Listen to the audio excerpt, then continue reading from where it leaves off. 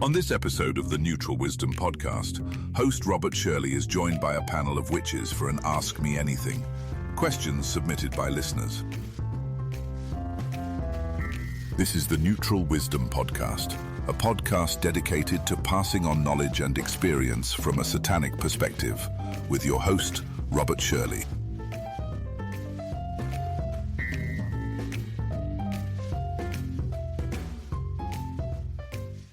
Greetings and welcome to the Neutral Wisdom Podcast.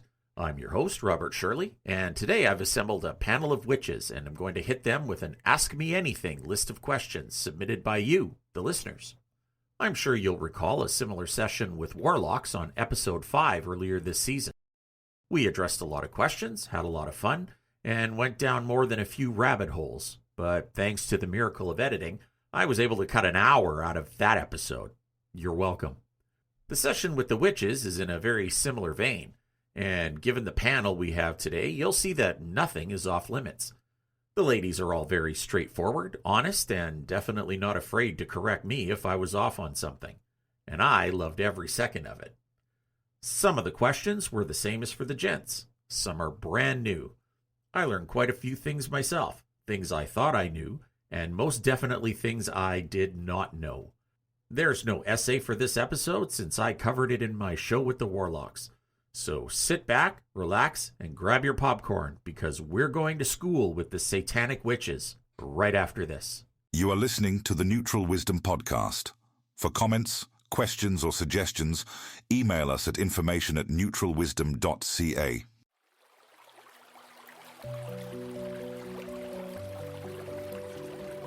Indulge your senses. Enhance your rituals. Live in moments that matter.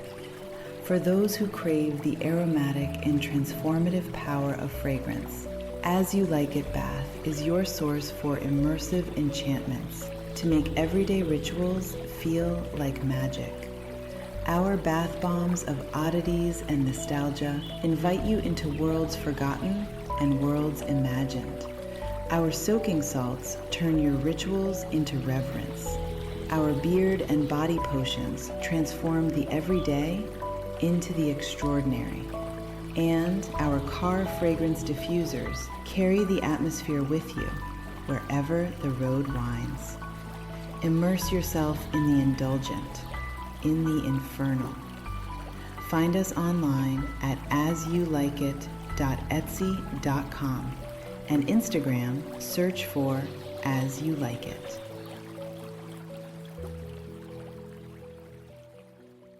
And welcome back to the Neutral Wisdom Podcast. And today I am absolutely terrified. This panel of guests heard the gentleman's Ask Me Anything episode and came forward and expressed an interest in participating in one from the female perspective. So say hello to Church of Satan Magistrate Ruth Waits. I'm not even sure where to start with an introduction for you, Ruth, because I think you've done just about everything. On-air commentator, office manager, project manager, software engineer, author, publisher, worked in TV as a research writer for TV game shows. She's been featured in a few films about the Church of Satan. I'd keep going, but that would take up the entire show. So, Got my Emmy. See, I didn't even catch it all. We also have with us Witch Mara Namoon, a medical laboratory scientist, empty nester of 6 kids. I think you'll have a lot to contribute today. A graduate student in forensic psychology and criminal justice, plans to support victims of domestic violence within the justice system when she graduates. And for fun, she's also writing a book using the information she's learning from her classes. Priestess Sarah Josephine Clark with an E, because I forgot the E once and I never heard the end of it. Proprietress of the Moon and Sun Emporium, artist, teacher, maker of natural incense, perfumes, candles, ritual supplies, you name it. She curates uncommon luxury magical curiosities, and I bought a really few cool things from her. So I am so excited to have you all here. Welcome, panel, to this Ask Me Anything. Thank you. Pleasure to be here. Oh, that's great. I'm glad to hear that. Everybody got quiet all of a sudden. Before we went on air, they wouldn't stop talking. And now they have the opportunity to start talking and they don't. So when we covered it just before I hit record there, so I said when I interviewed the guys, it really devolved into a guy conversation. So if you guys were wondering, what do men talk about when we're sitting around? That unfortunately was it. And it was everything from the size of our units to old toys we used to play with. It was disturbing but fun for me all at the same time. So I'm not sure if this is what you ladies do when there are no men around, because my wife, Ms. Wiz, won't tell me what she talks about when I'm not there. But I guess today's the day that I'm going to find out. So I begged beforehand. Oh, you see, Ruth, you look evil already. I don't know what you're talking about. No, you look like the cat that got the cream. It's just you're I not am the helping. cat that got the cream. You're not helping. So just a quick roundtable like we did with the boys, just to introduce yourselves, catch me up on anything I miss, make any corrections to anything I said, take over the show, whatever. Any one of you can start. Feel free. I'm going to jump in because that's what I do. I like to go first because then I don't have to worry about what anybody else is going to say. And, oh, I wanted to say that. And then I sound stupid or like I'm just copying them. So I wanted to say I really enjoyed the dude's show, the guy's show. It was super fun. And it is interesting because we behave differently when we're in mixed company. So it was really cool to listen to them just sort of go and it was really fun and entertaining. I liked it. I was a little bit concerned about interviewing the three of you today because I'm not a lady. And so, even my wife had said, maybe they won't be as open with you because you're a guy. And I said, well, why don't you interview them? And she went, oh, no, I can't do that. Would have been amazing. I know. We're not going to be. Can we curse? We can say Oh, that. there are no filters, no nothing. We don't give a shit, and we are not going to. Oh, thank goodness. Don't worry about that. The problem is my wife has her own fans, and if I gave her the mic, she'd take over the show, which maybe wouldn't be a bad thing for most people anyway. But I digress, as I like to say. Mara, what about yourself? Just catch us up. Give us a little bit of an introduction. You pretty much said it all. If anyone's on my social media, I'm an open book. I'm a goofball. I love jokes, practical jokes. Just living my life now, free from the 6 children. Amazing how much time that leaves me to do what I want to do. And we've been doing it, traveling. We live kind of a semi-retired life. We like our jobs. And I thought, well, for funsies, I'll go back to school. Why not? I love to learn, love to read. And I really found that I'm very passionate about what I discovered. And I plan to move forward with it. I'm not sure where I'll go with it, but no, that's about it. Nothing else. Amazing. Well, I mean, the good thing is by telling me I've already covered it all, it means I did my homework. So that's good. Yes, you did. Yes.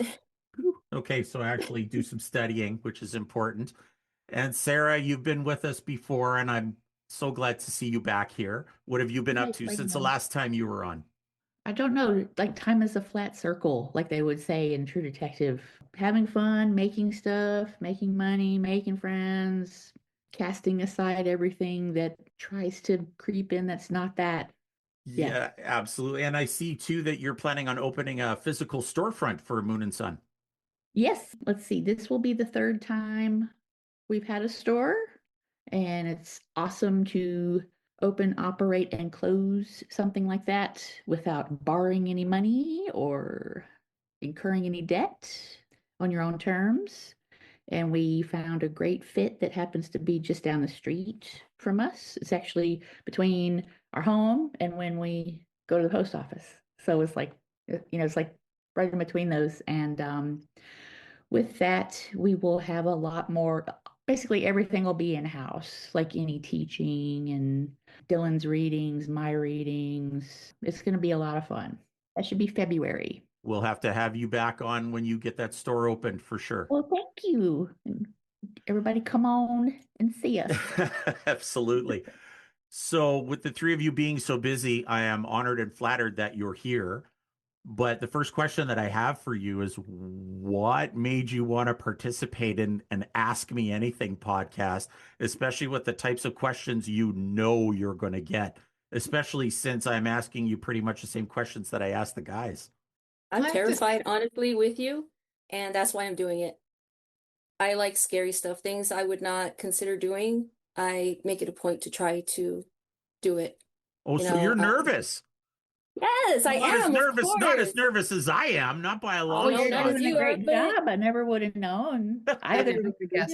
yeah. Nope, you're batting 1,000 so far, so I'll make you a deal. If I go Mm, off the rails, Mara, you got to bring me back. How's that? I'll help. Well, we'll help each other out, I All hope. right, that sounds good. These two I'm not so sure of, so yeah, it's you and me right now. How's that? Okay, that's Okay, good. good. Good Good. deal. We'll go. And what about you other two lovely ladies? Why would you want to answer questions like this? I think this is really important. I mean, all kidding aside, the all we have is each other, and the only reason we're here is to find each other and communicate with each other and enjoy each other. And any of these difficulties, these barriers, these walls between, what men want and what women want and what men are after and what men are, it's it's in our best interest to, if we're dissatisfied with the situation, to express ourselves and make ourselves heard and say, okay, I don't want chocolate cake, I want apple pie. Oh, really? I had no idea. So it's really important to know what makes us tick and what makes each other tick, because if we want to have any kind of future interacting with each other, communication is kind of important. The key thing, right? We teach that as part of our lesser magic. And I think one of the biggest things I've ever taken away from Ruth is the be here now. And I've written entire chapters in my books on that very thing and how we use it not only in lesser magic, but in our relationships. I think it's so important that that's something that we focus on. So that's amazing. From Eckhart Tolle. That's not me. I'm not pretending I wrote that. That he has a whole book called "Be Here Now," and it's definitely something I recommend Eckhart Tolle to anybody who wants to figure out what it's like to be a human being. And Sarah, what I makes you would want to say, answer these questions? I would say to show the variety of answers that are possible and valid, and maybe even if they seem diametrically opposed to one another, that there is that such variety in our little thing of ours. I have the list of questions here, and we're going to use the same questions as the guys. And it will actually be very interesting to see what the difference in the answers is between the two groups. And remember, no filters, no edits, say anything you want, and it'll be a much better show if you do. So the more you talk, the less I have to. And I think everyone will definitely appreciate that. So, ready to jump in here? I'm going to ask you to call on us to answer, because otherwise we're all going to be looking at each other like. That's the big thing. Like I noticed that with the guys is that I asked them a question and they all jumped in at the same time and it was like trying to herd cats. So Dude.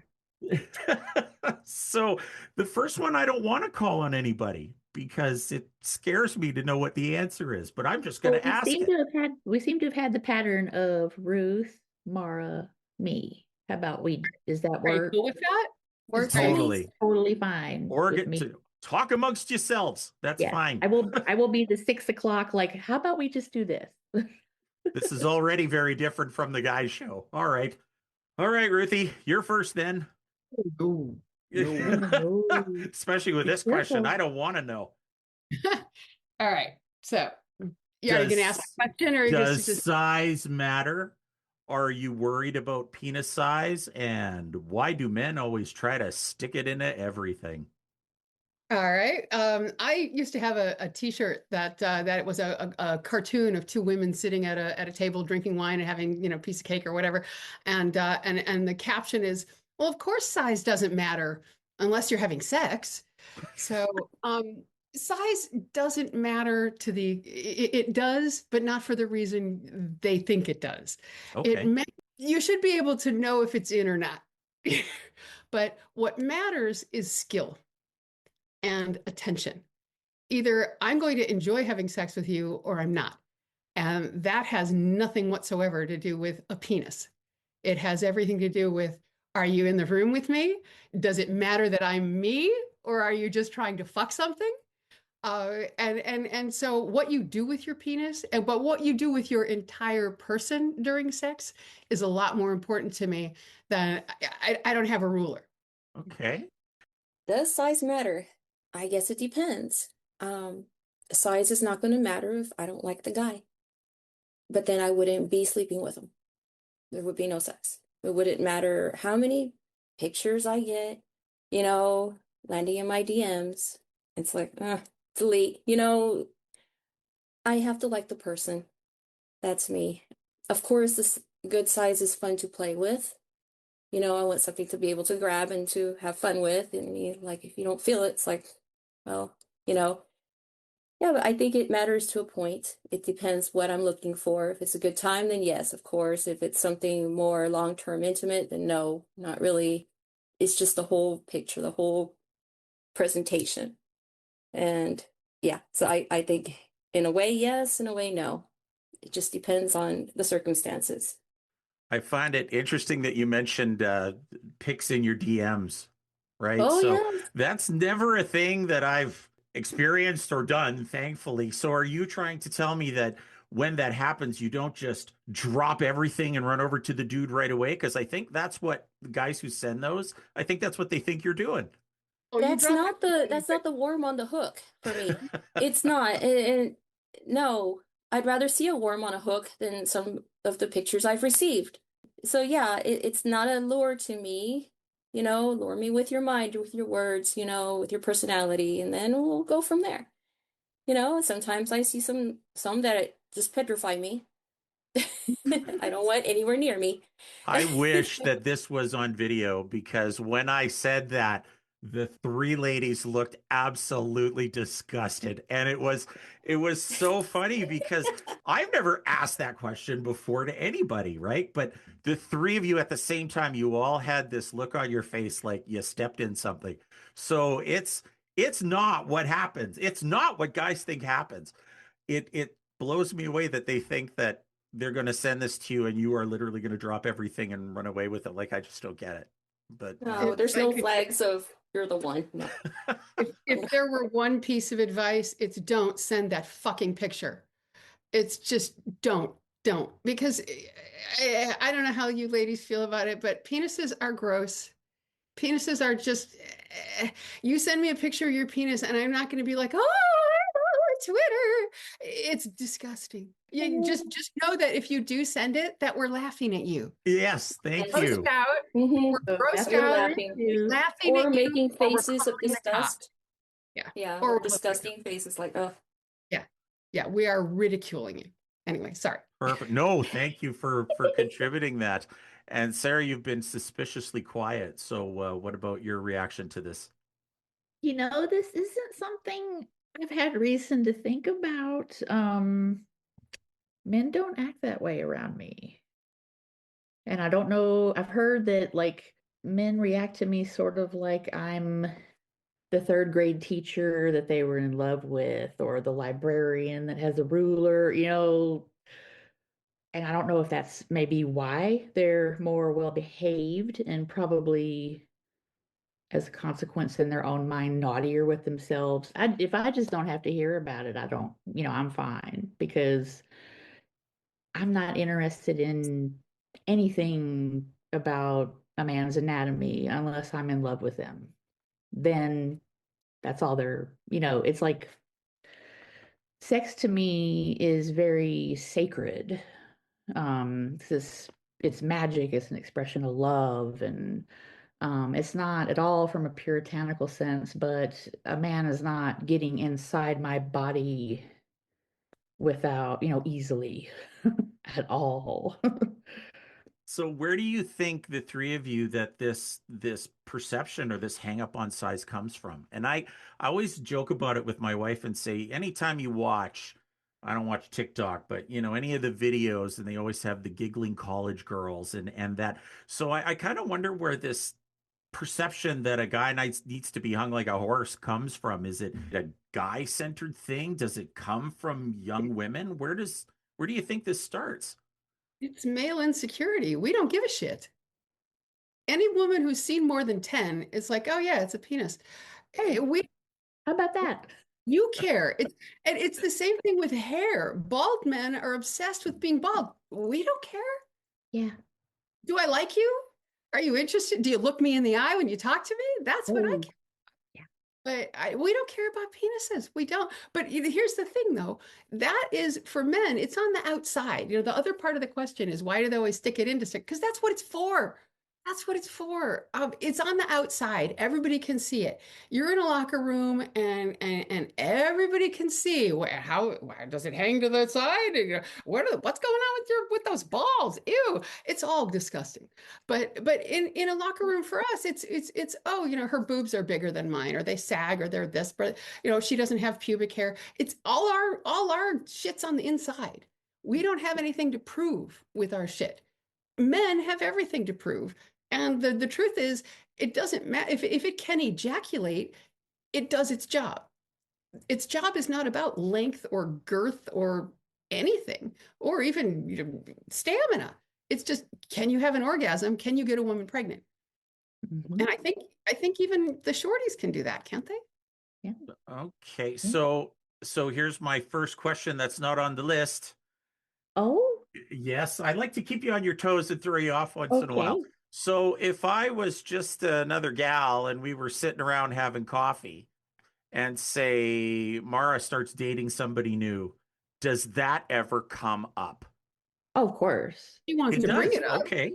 Yeah, if Okay. she wants to bring it up, yeah. But are you saying, is that the first thing we ask is No. Mara, I'm just Mara wondering if shows it up and comes up says, I got a new boyfriend, and we say, how big is his dick? No.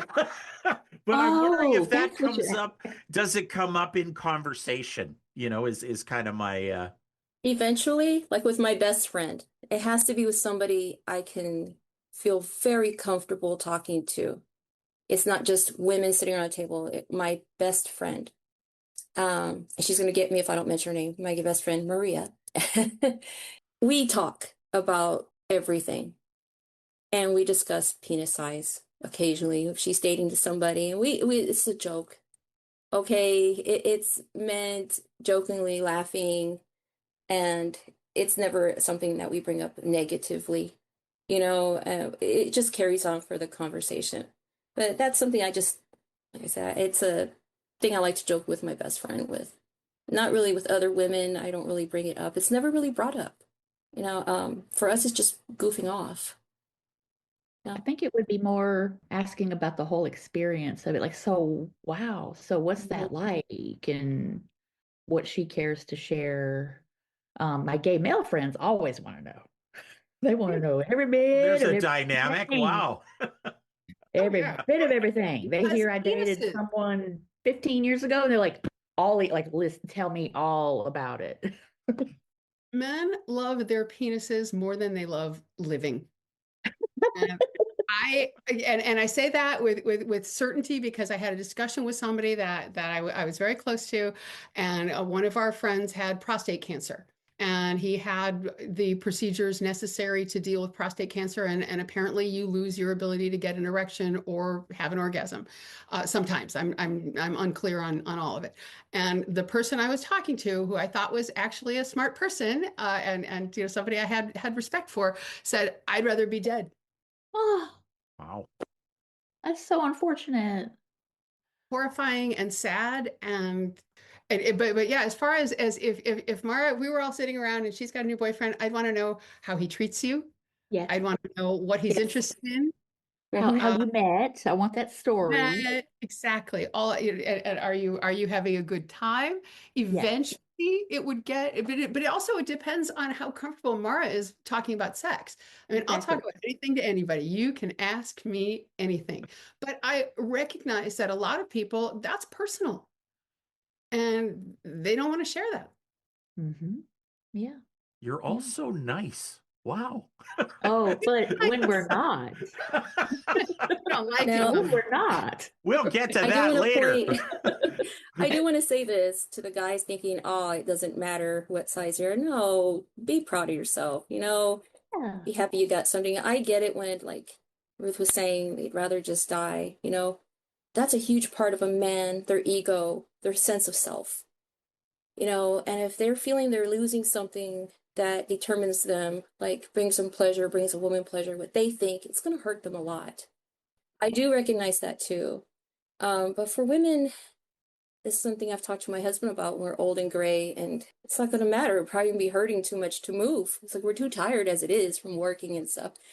it's not going to matter a penis size. It's going to matter that personality, that person you fell with in the inside that you fell for. Like, can you hold a conversation? Share the jokes, the experiences. That's going to matter more in the long run. That's why I think a lot of us say penis size doesn't really matter, because in the end, it really isn't. Mhm. So just wanted to throw that in there. I would give the advice to learn how to make love to a woman, learn how to give a woman an orgasm, and Mhm. then worry about how long your penis is. Yeah, because you can tell a lot by someone No, dancing by how they they, dance. they don't know. Yeah, they have no idea. No idea. A lot of them. It's rare. It's exceedingly I know rare. everybody's going to get on me for saying, "Oh, that's not all men." Well, I've had sex. Well, I've seen more than 10, and and yeah, it's most of them. Yeah. See, I came out of the gate swinging hard, and it's all downhill from here. Wow. So he's like, it's like getting the rectal exam. The rest of the physical can go just fine, right? That's how I'm feeling right now. So I thank you for your honesty and your candidness. Is there anything else about this before we please move on? Is there anything else about this that you would like to contribute? I don't think so. Whew. I'm good. Well, we'll go You on look to so relieved. I well, admire you for starting with the hardest question. The well, hardest Yeah, yeah. question. Oh, hey-oh. All right. that's what she said. Dad jokes. All right. Well, here's a question that's even more terrifying for me than the last one, because I don't know what kind of answers I'm going to get, and I'm especially scared of all of you. What turns you on? And more importantly, what turns you off? Oh, Turns me on that you're scared of me. Somehow I believe that, like 100%. Really, intelligence turns me on. We are all creatures that operate on pheromones, electricity and smell. But I want you to be interesting. I want you to be interested, and I want you I want it to matter that it's me.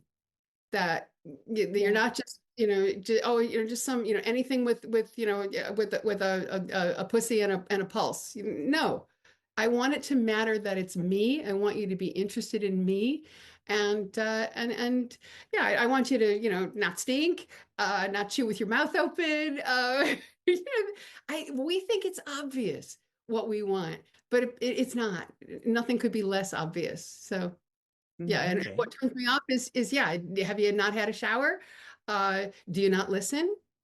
And this is for men and women. The conversation is about you say something, and then I say something, and then you say something, and then I say something. It's not you sit and listen and wait to say what you're going to say, or you sit and not listen and wait to say what you're going to say.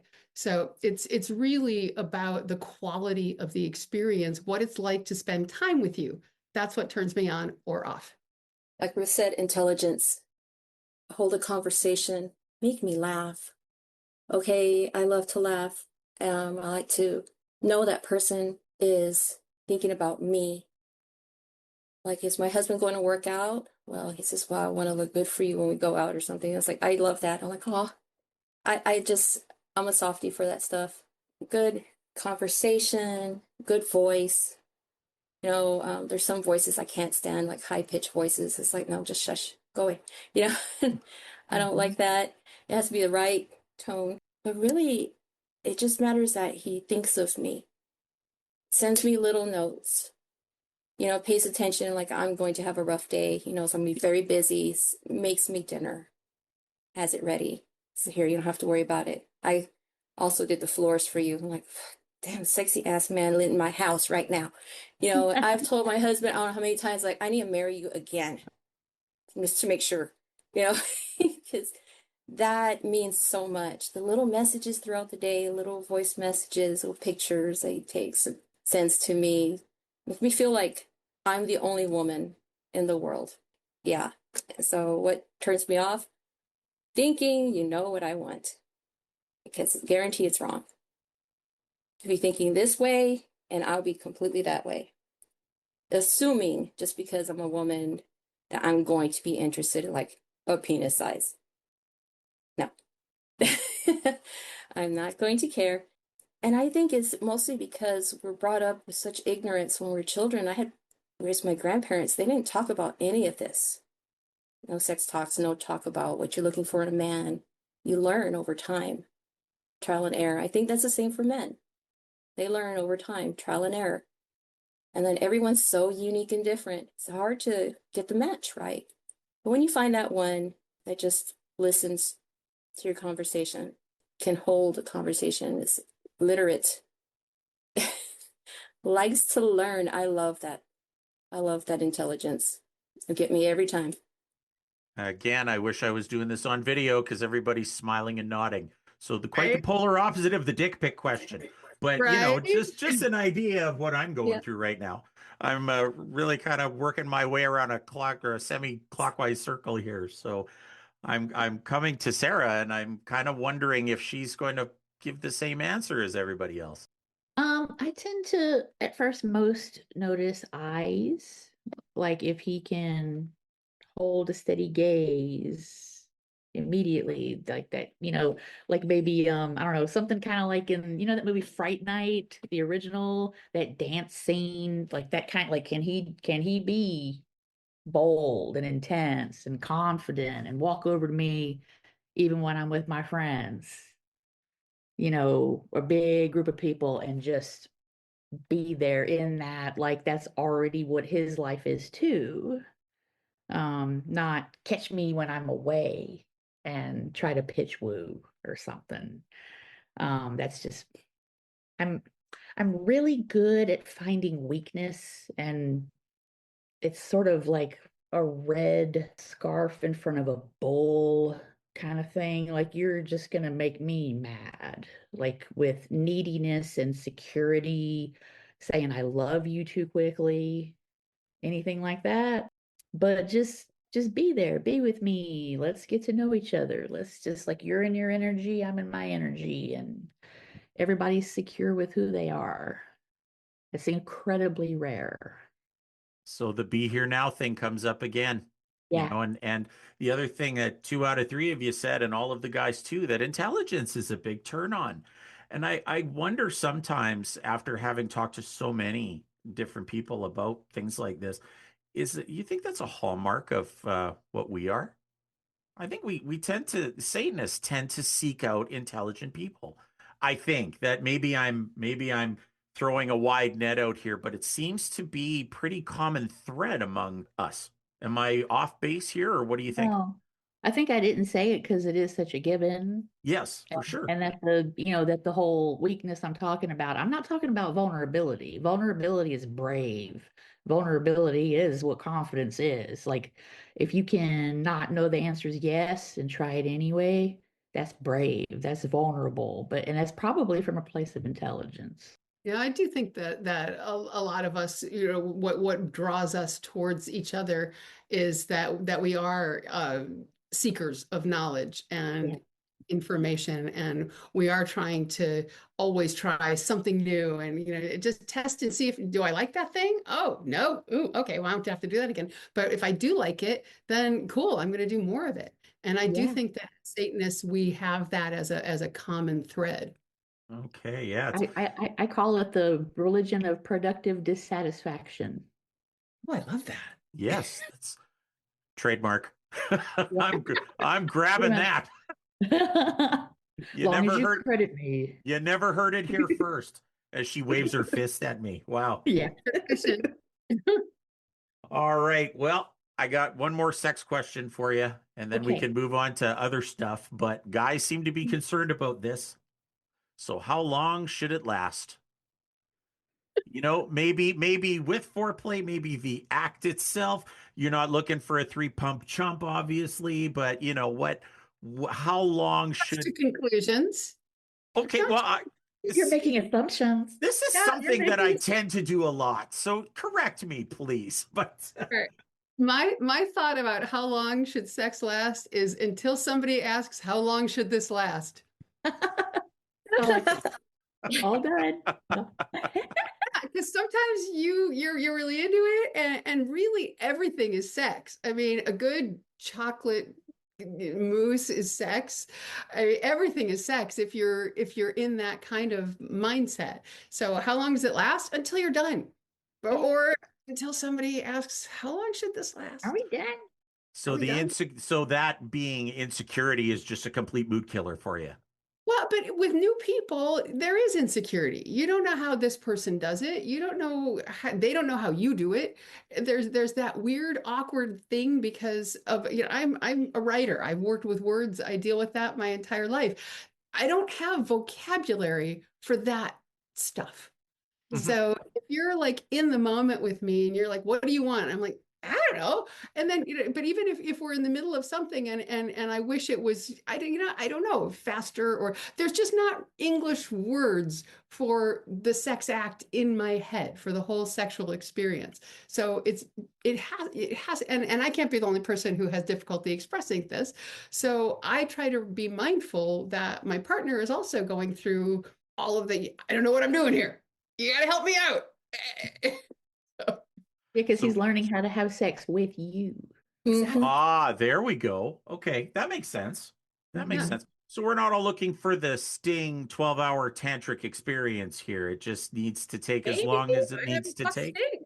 It depends on what Let me day, fuck Sting and I'll get back to you. Because depends on it what might we're be, doing the next day. but yeah, my God, 8 hours? I don't want to do something I like That's too, no. too much. It's too much. Mhm. What about you, Mara? What's how long do you think it should take? Or are we all kind of on the Ruth train here? Yeah, as long as it takes. I mean, you just don't know until you become intimate with your partner. And it's a learning experience. And sometimes you may think it's not long enough, and sometimes I'm thinking my leg is sore. Can we stop now, please? You know, Yeah, but it's day to it's day. like, And at I'm the moment, tired. I want to go to bed now. I have to wake up early. It just depends on so many different things. And sometimes the act itself can carry on for a long time. And it's not just sex, it's the cuddling in the bed. It's the kissing, it's the holding, the touching. I count all that as an experience. Sometimes that can be a while. Other times it's like, I'm horny. Can we just, okay, let's go, quickie, and be done. 3 minutes in a Just gas station bathroom. Yeah, let's just go. Let's just go. I'm like, this is interesting. Let's do it here. yeah, No one's here. absolutely. So just for to be I'd sneaky. say And oh my gosh, I love doing it to my husband, by the way. Oh, he And has some she, stories. I just want to remind everybody that Mara said she's nervous and terrified to be on here, and no, not at all. Eh, It's not coming we're across. doing great. And now you're throwing your husband under hey. the bus, so that's even Oh, better. totally. I always throw him under the bus. What He's a so sign used of to it. confidence that is. Seriously, proud of you. Keep it up. Keep it up. All right, moving on. If we're all good with that and You moving away. almost skipped me. Oh, I'm Yeah, sorry. I was going to say, Yeah. I'm sorry. It's the round Oh, table thing. I'm not perfect. I try. that's okay. I'll just be here to remind you. Yes, you will. Let's go to Um, you now. okay. At best, if you're aware of time, you could be doing better. And at worst, it just doesn't matter because it's just, are you fulfilled? Am I fulfilled? Okay. So don't watch the clock. If you're watching the No, clock, there's an issue. no, yeah, yeah. What are you like waiting for your break at work? What do you do? you got something in the microwave? Yeah, like, what's My going union, my on? union coffee break is coming up. Yeah. Wow. All right. Well, I will not make that mistake again. I'm very sorry, Sarah. That's I okay. I will start with you on this next one. You And don't have that to. but I'm going to because Okay. I'm just going to go that way. So, to the panel, starting with Sarah, if you could change anything about yourself, what would it be and why? Well, it kind of goes with, you'll see what I mean when I say I'm working on being less critical of myself and therefore others. I hope I don't come across critical, Not at all. rather Nope. just, hey, hi, I'm here. Nope. No criticism intended. All right. Good. Never, no. So what if Often seen by insecure people, never intended. If I intended it, they wouldn't have to wonder. absolutely. So why would you want to change that about yourself? Because I just, it's exhausting to try to meet your own standards when you're really hard on yourself. Yeah. And I would just like to give myself a bit of a break and be like, that you did do a good job on that thing. It's okay to feel like you did, and put your feet up for a second.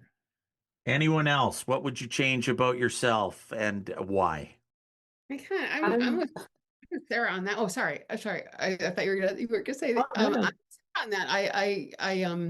I expect too much out of myself, and I'm quick to say, "Oh, that was a dumb thing you did," and I'm really working hard on not doing that, and noticing how often that happens, and just cutting myself the same kind of slack I would cut for someone else that I love. I'm so surprised to hear you say that. And the reason is that when I first started studying, Ruth Waits was one of the first people I was exposed to, right? You were in everything. You were everywhere. And I was exposed to you quite a bit, and you came across as you got the world by the balls. Like you're just the most confident person. She does. 100%. You carried yourself well, you spoke well. In your interviews, you were vulnerable, you showed emotion. Right. I Yeah. remember your one interview where you actually broke down at the end when you were Oh, speaking about Magus, right?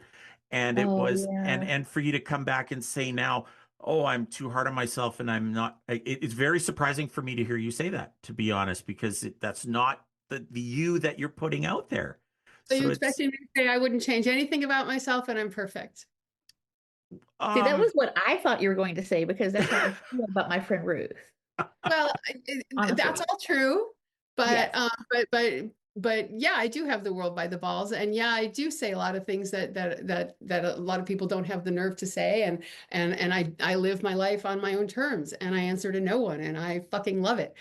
There are moments, though, I am a human being and Mm. I am working through, all kinds of childhood trauma, just like everybody else is.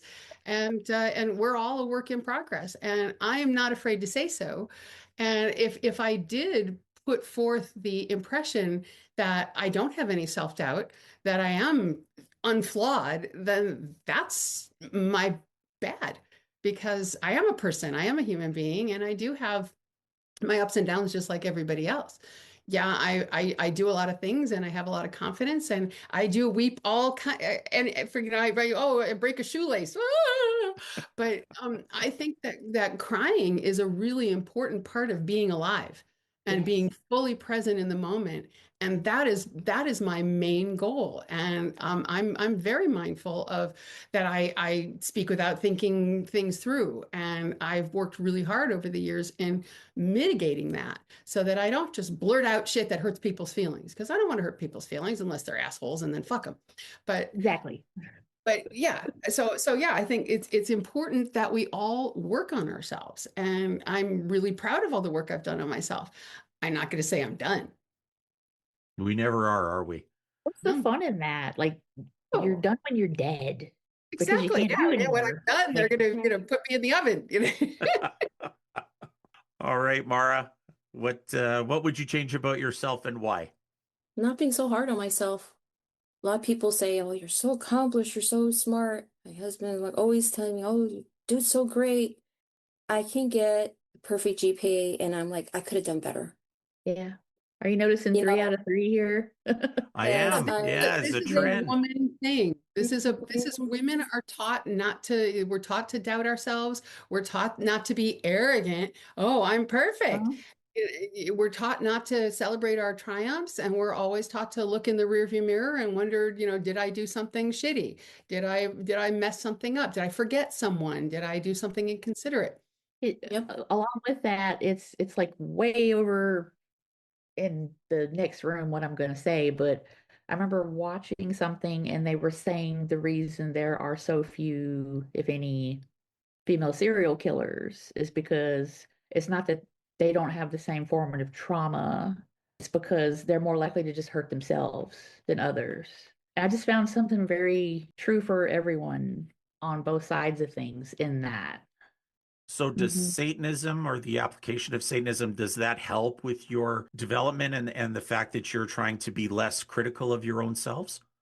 Yes, I'd it say does if to you me. are a Satanist, I think that Satanism as self-help.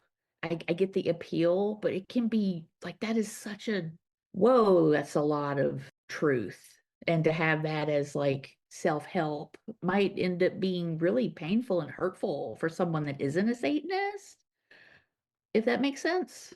I've spoken about it many, many times, but I remember my light bulb moment when I realized that I wasn't as bad as I was always told that I was, and that Yeah. it was okay to like myself, What if right? I So told you you're not bad at all, Robert? I think you're just exactly. a sweet, good, well-meaning, thoughtful man. Well, that's very nice of you, and I Funny, appreciate that very much. funny and But charming. But well, Yeah. yeah, thank you. Satanism does help with it. It's not. I don't look at it as self-help, more self-discovery. Mhm. Yeah. Satanism is I about. meant for like people that aren't Satanists, if that Oh makes yeah, sense. yeah. You know, Oh, totally. Yeah. not us. Yeah, I got that, but I kind of Okay, it made me think of of course. of too. But yeah, it does help because it does, the whole thing that, we start with the premise that you're the God, that you're your God. Yeah. So it's a permission slip for you to experience your abilities without having to feel like it's guilty about it, which is also a woman thing, is Yeah. we're told to be ashamed of everything. We're told to Yeah. be ashamed that we bleed. We're told to be ashamed that we cry. We're told to be ashamed that we want what men want. Right. We're told, yeah. Yep. Mm-hmm. It makes me think of the quote from Dr. LeVay of, Satanism being the worship of life, not a whitewashed version of life, but life as it really is. I always think of that with stuff like this. Yeah, warts and And all. that the most complex men cry in secret. I don't remember the exact quote, but that just comes to mind too. Well, we'll move on to a more upbeat topic and ask I what you like best about yourselves. have the life I want. Anything and anyone that does enhance that is not incorporated. I'm okay with being disliked. I'm okay with putting myself out there and being rejected. Like my sense of self has nothing to do with what anyone thinks of me. This is why I like to go first because I can't say anything better than that. Oh, well, thank you. That's a huge compliment. Guess I can say I love everything about my life. I do. Even the mistakes I've made, they Mhm. led me, it was educational. I learned. I try to see everything from a positive perspective instead of going to negative. I think everything can be eventually changed, in the way you're thinking. And it took me time to learn that I have a beautiful life. My kids are my pride and joy. I talk about them often. But I feel a successful mother because they're doing good. They're on their own. I feel like a successful wife because my husband's happy. I feel successful because to my friends, I am a true friend to them. And I love everything that I've accomplished. So I just turned 50 in my half century, and I'm freaking excited and happy that I've come so far and I've done so much. And I can look back even at the hard times like, yeah, I did that. I beat those. All these things that people put on me, I let them go and I said, screw you, that's you. That's your demands on me, not mine. Yeah. And it was really hard for me to get to this point that I can say that and feel happy and content. It gets better every day, every month, every year. And I'm just looking forward to another 50 years and see where I'm at. Yes, I'm one of those. I just don't want to. I'm gonna keep going until I can't. I'll stop when I'm dead. Yeah, I answer to no one. And if you want to have a friend, you have to be a friend. Oh, I'm not going to start crying, but that's because I care. That's the thing I really like about myself is that I see people as they are, where they are, and who they are. And I've cultivated that ability over the years. And like Mara was saying, I have who knew I'd be turned into a fucking dirty hippie, but I'm a gratitude person. Every time something happens, I'm able to say, well, I'm grateful about that. I mean, and we don't always get good news. But there's always something, it could be worse. There's always something to be grateful for in that moment. And I like to help people notice those things too. I think when you know what anything is without gratitude, you know, you really don't really want to be there. You want to be somewhere where it lives. Yeah, I'm not available for bullshit. I'm just Yeah, not. same. It really, what I'm taking away from it now, again, being the ignorant man in the room, we talked about it in the guys' chat about how satanic witches are just so amazing as people, and how you all have this confidence or this aura about you that we all find pretty hot for starters.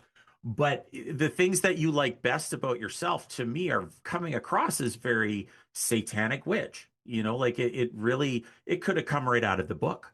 You know, that's how it's coming across to me. And I hope that's how it's coming across to the people that are listening, because everything that you say is just wow, it's 100% true. You know, do you get any inspiration from that, or is that just parts of your personality that you're cultivating on your own? I think that it adds a poetry to reality for me to like know what I feel life is, and then to go back and read something Anton LaVey wrote and be like, damn, I wish I was capable of being that eloquent. Thank you for saying it for me. You know, Mhm. I don't have to. I can be freed up to do other things. When particularly for Satanic Witch, when I hadn't read his work when I met him. I knew who he was, and I've told the story in lots of things, but I hadn't read Satanic Bible. I hadn't read the other books, and I got a copy of Satanic Witch. And at one of the times that I was visiting them, I asked him to sign the book, and I said something about that I hadn't read it yet. And he, oh, it's just a book about you. Don't worry about it. I don't think you So could get a higher compliment than that. no, you cannot. You cannot. Yes. You cannot. All right. Well, we talked about the sex thing earlier. So, leaving that aside, I wonder what you look for in a partner at first and longer term. So, I could say to qualify it that my wife and I have been married for 25 years. And I think what she was looking for in the beginning is a lot different than where we are today. So, do you guys find that that's the case for yourselves as well? I was really impressed by what Mara said about her husband, that he takes care of her and that it's, yeah, I'll drive you to the airport. Yeah, yeah, I'll bury a body. Yeah, I'll make you dinner. I was with my ex-husband for almost 20 years, never cooked me a meal. Not one. Oh, Oh, Changed a roll of toilet paper, never bought a tube of toothpaste. I don't want to feel like an appliance. yeah. So Dispenser. what's important to me in a relationship is to be a seen equal partner. And this is completely contradictory, but also I want to be cared for. I Yes. want to feel taken care of. Yes. And mhm. I don't know what, that means day to day, but I always want that person to have my back. And Yes. one of my best friends going through a bathroom renovation, and her partner sides with the construction guys. She has an Uh-uh. issue about this thing not being perfect and that thing not being perfect. And I'm not going to pay for this because, and he's like, no, we'll just pay for it. Uh-uh. No Fuck way. is wrong with you? Yeah. Get away. Leave that man.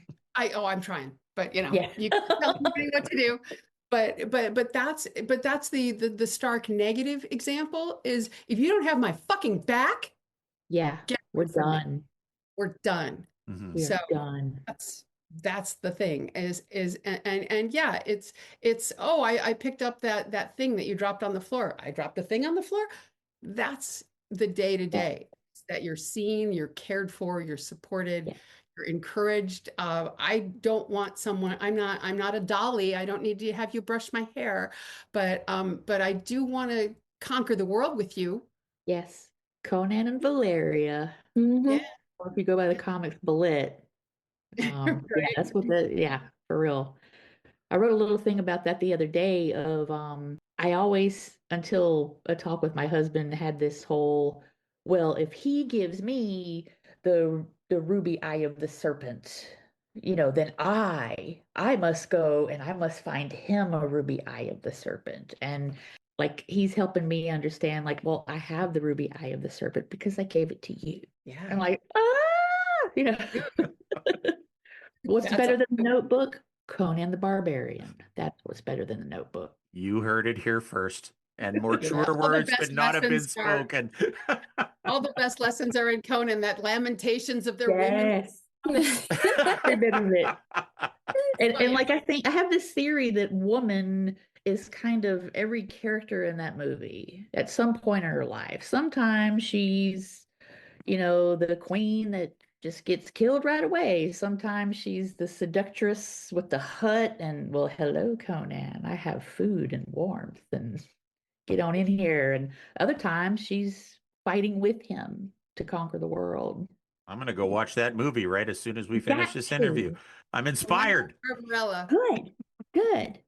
I only really get into I'm an all or nothing kind of gal. Like just if I don't feel like we're gonna be serious, I'm not even interested. And I have to have the same for his good and mine. I just do, you know. You can't have one-sided intensity. And my husband Dylan, we met at the second Devil's Reign event. He had come from England. I came from Lexington, Kentucky. We met the last day of that after the brunch. That was sort of like a everybody that's still hanging around kind of thing. And we just spent the day together with other people we didn't, know super well, but we had fun. And I just noticed about him right away that like nothing got by him. That anybody said, anybody did. He's that quiet, strong silence like type, but like nothing got by him. We moved pretty quickly because it was right. But to be loved by a man that will like change countries and have the ability to do so. Like I want to be with this woman. I'm going to leave my country. I'm going to start my life all over. I'm enough of an adult that I can do that, already by myself, where I can go here, I can establish credit, I can do the whole god-awful immigration process, just everything. To be loved by a man like that, damn it, that's pretty awesome. I have to say, every day. And Yep. I hope that he feels as loved by me in return. Okay, and Mara, yourself? Oh, where can I start? Like my husband, he's amazing. He puts the attention on me when I'm feeling down. I'll be upstairs and I can smell the cookies. And I'll come down and say, made me cookies? Just to make me Oh, feel better, yeah. or banana bread or something. Oh my gosh. He does those little things. Or he knows I hate going grocery shopping. I hate it. Loathe. He goes. And I can trust him. I can legit leave this man in my house, like on our house for like 30 days, let him renovate. And I will come back completely happy because he knows exactly what I like because he's paid attention. Mm-hmm. This is the color you were talking about, right? The walls painted. Like when I used to work all night and he was off, I would come back and he's like, I cleaned everything for you, baby. Go to bed. I'm like, okay. It just, Yeah. I love to be babied. I love to be spoiled, but I also give that in return. I love to take care of him. So what I receive, I give back, and it Mhm. just keeps getting better. And I love that. We can just sit at the table and we can spend all night just talking and goofing off and listening to the music, and we're still learning things about each other. And I love that. The constant growth. Yeah. It's not just that, okay, well, did you make dinner? Well, why not? I was married to that too. I've Yeah. had the extreme opposite, and it was Same. horrible. Yeah, you really I appreciate it know when I know both. what it's like to just not even be considered a person, Yeah. but now I know what it's like to feel like a queen, Good. and it's a big Love that. difference. Yep. Good. So, Well, and what you said about there's always I will always want to know more about that person. That's Yeah. a mhm. really exciting place to be. Is I don't care if I've known you 5 minutes or 20 years. If I always want to know more about you, that's I'm still in. I'm still involved. I'm still engaged. That's important. Mhm. I think it takes a lot to keep people like us's attention. Yeah. And to like have a pair bond forever, we know the enormity of that, Yeah. probably more than maybe other people, and also how short our lives are too. So like, I want to just obsessively listen to this person talk until we're dead. That's love. Yeah. Sounds like I have some Mhm. homework to do. I'm still on my practice marriage, as I like to say No, with you're my not. I only did it once. I ain't doing it again. Yeah. I It have a sounds lot like you it of sounds like you found the right one the first time, yeah, it Robert. sounds like you do. Yes. I called her my current wife once, and that didn't go over so well. But no, we do get along very well. If you've heard her on the show, I it's get no the act. feeling This is how I we get the get feeling along. that she like hangs you on the doorknob by your underpants and like slams the door sometimes. If he likes And he Yeah, does. yeah, yeah. So No, yeah. we don't kink shame on the Neutral Wisdom No, podcast. we don't do that. We don't that. do that here. All right, moving on. This really went off the rails with the guys, and we got into this crazy conversation. I don't know if this will happen here, but what was your favorite toy when you were a child? All right. I am old, so I had this thing called the Thing Maker, which is like cancer in a box. It's creepy crawlers. The rubber, you bake them. You bake them. You get these Yes, metal molds and you pour this toxic plastic shit into them, and then you bake them and you breathe in all the fumes. of So course. no They had surprisingly, really cool they're designs. good. They had really cool designs of They those. did. It was my favorite thing. My parents were assholes and wouldn't let us. They found out the things we liked and then they withheld them from us. So they wouldn't let us. Oh, Such a step process to be able to use the thing maker. So and because my mom was a lazy bitch who didn't want to be involved with anything, yeah. and so we didn't get to use it as much as we'd like, which is also, how I love to say to forbid is to recommend. Oh Uh, yeah. I loved I the love that. picture, made skeletons and bugs, and my mom's like, "Oh, here's one for flowers." I'm like, I couldn't give a damn Yeah. about any of that. No. I am no kind of girl. I mean, I wear a Yeah. dress every day, and I love being a girl, but I'm not. I didn't do any of that kind of stuff. I made skeletons. I made coffins in wood shop and plastic shop at school. My teachers, I'm sure, were like, "What in the fuck is wrong with this kid?" But so that was my favorite thing was, Oh. I and love we the thing maker, the little rubber monsters So that came out cool. afterwards. It was bugs and amazing. monsters, and we had to put Exactly. the skeletons together, and there was glow in the dark plastic goop, and yeah, it's no wonder I Do got you See, into have toys were any of those now? Did you go get any of them again okay. or Um, here's when eBay started, because old. Uh, when eBay started, I was hanging out with Joel Hodgson. And he told me about eBay and that you can get anything on eBay. And I was like, I want a thing maker. And so I got one off eBay. And they Yay! did, they do make, this was, God, I don't know how many years ago. They make goop. They still make plastic goop, but they have reformulated it so it doesn't kill you. Oh, Um, good. Oh, I did get it. I got the set and I got the goop and I invited him and his wife over and we all sat around the table and opened the windows and used the thing maker. And so but I don't have any of the stuff that we made. I couldn't get the molds that, from because it was, from a long time ago. And that's the other thing. My mother threw everything away. I Oh, don't they have do big that. full The yearbooks. bitches. I got nothing. Yeah, yeah. She threw Oh, no photos. No, I have like 5 photos for it. That's it. oh I have the no. same issue. My mother threw everything away. My biological mom Me too. threw everything away. I have nothing. I have just a few pictures and some that my other family members have of me, but otherwise, baby pictures are non-existent. I don't really have very much at all. She just threw away all my stuff, yearbooks, Yeah. Yeah, all mine my too. favorite things, my Same medals here. that I had Yeah. from high school, gone. I didn't Yeah. And I root know it when she's for lying because anybody. she's like, I don't know what happened to that. I'm like, you lying. Bullshit. Okay, do you guys care?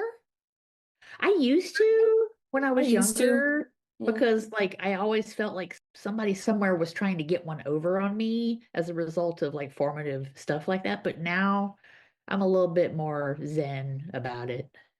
Cool. Mhm. Yeah, I just I've done more if I feel like it. How about that? You know? Yeah. Like I had that with the Boo Buckets when they had like a moment again recently. Like all those are gone from when I was a kid. And a few years ago, McDonald's had the Boo Buckets, and we went on this fun mission to get multiples of all the Boo Buckets just out of spite. So I have like 3 of each of the Boo Buckets just because I can have whatever I want now. Oh, that's my Minnetonka moccasins.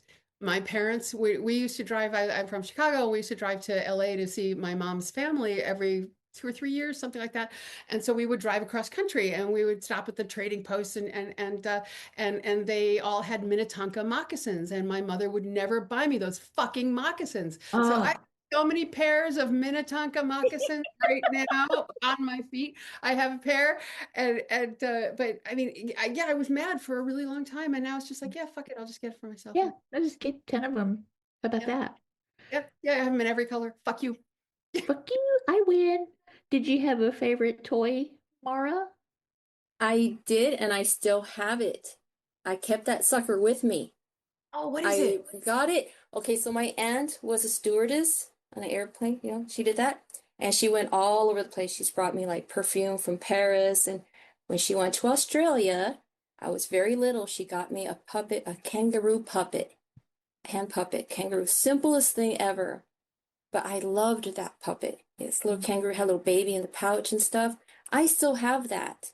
I Yeah. used it to play with all my kids, and I have it put away so I can play with my grandbabies whenever they arrive.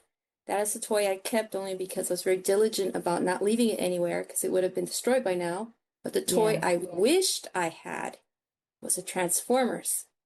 I was a Oh, tomboy when I was a child. me too. I loved everything tomboy boy stuff like G.I. Joe, Transformers, all that stuff. And my Cobra! Cobra, yeah, Hot Wheels. yeah. It was Um, on the Hot I Wheels. I loved the Transformers, and I always wanted the metal Transformers. But I saw little boys in my classes playing with their Transformers. I'm like, and I asked my grandmother for a Transformers. She goes, "No, those are for boys." I'm like, Uh-huh.